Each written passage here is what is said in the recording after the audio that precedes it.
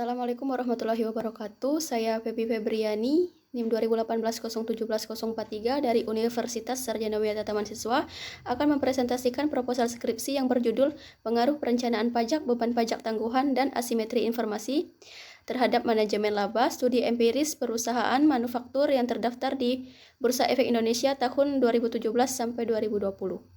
Yang pertama itu adalah latar belakang. Laba merupakan ukuran paling sederhana untuk menilai kinerja perusahaan. Pihak manajemen cenderung melakukan manajemen laba untuk mengupayakan peminimalan pembayaran pajak yang membuat beban pajak itu semakin kecil. Banyak faktor yang mempengaruhinya. Yang pertama itu seperti perencanaan pajak atau tax planning, yang merupakan salah satu dari fungsi manajemen pajak yang digunakan untuk mengestimasi jumlah pajak yang akan dibayar dan hal-hal yang dapat dilakukan untuk menghindari pajak. Kemudian faktor yang kedua adalah beban pajak tangguhan. Dharma Saputra pada tahun 2017 meneliti beban pajak tangguhan dan perencanaan pajak secara signifikan mendeteksi manajemen laba yang dilakukan perusahaan dengan tujuan menghindari kerugian.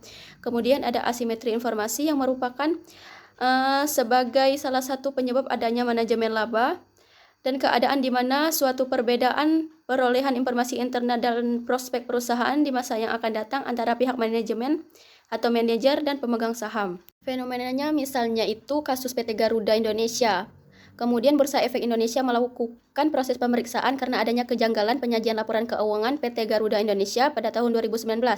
Perseroan mengakui pendapatan terkait kerjasama antara Grup Garuda Indonesia dengan PT Mahata Areo Teknologi atas biaya yang wajib dibayarkan oleh Mahata setelah penandatanganan perjanjian penyediaan layanan konektivitas dalam penerbangan, sehingga dari pengakuan pendapatan tersebut dinilai 3, triliun berdampak pada laporan laba rugi, di mana perseroan akhirnya mencatat kerugian. Sebenarnya pendapatan 213 juta US dollar di tahun 2017 itu berubah menjadi laba sebesar 5 juta US dollar di tahun 2018.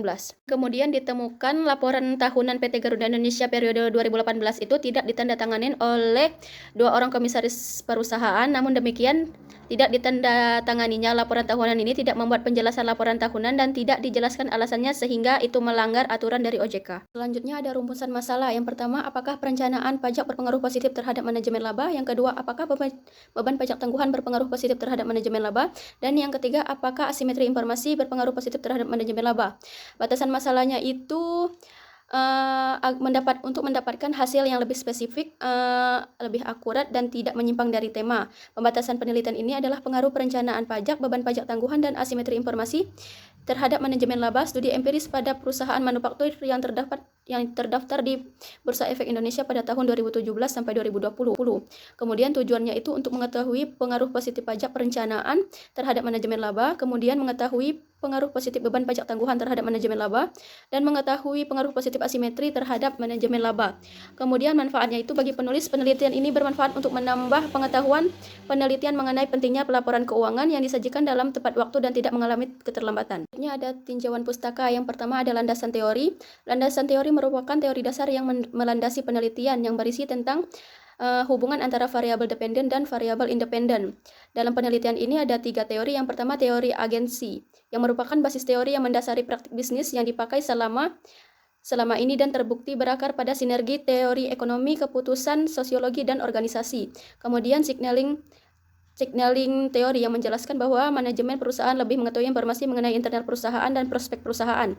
Kemudian ada teori positif atau teori akuntansi positif, yang merupakan teori yang menjelaskan dan memprediksi konsekuensi yang terjadi jika manajer menentukan pilihan tertentu.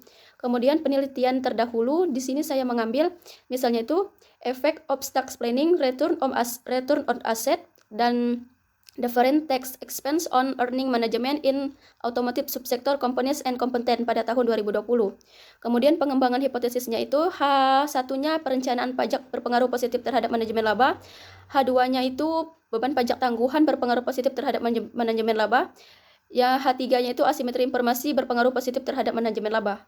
Yang ketiga itu ada metode penelitian. Sifat penelitian ini jenis penelitian yang merupakan penelitian kuantitatif yaitu penelitian yang menekankan pada pengujian teori melalui pengukuran variabel penelitian dengan angka yang bertujuan menguji hipotesis. Objek penelitian ini adalah perusahaan manufaktur yang terdaftar di Bursa Efek Indonesia periode 2017 sampai 2020.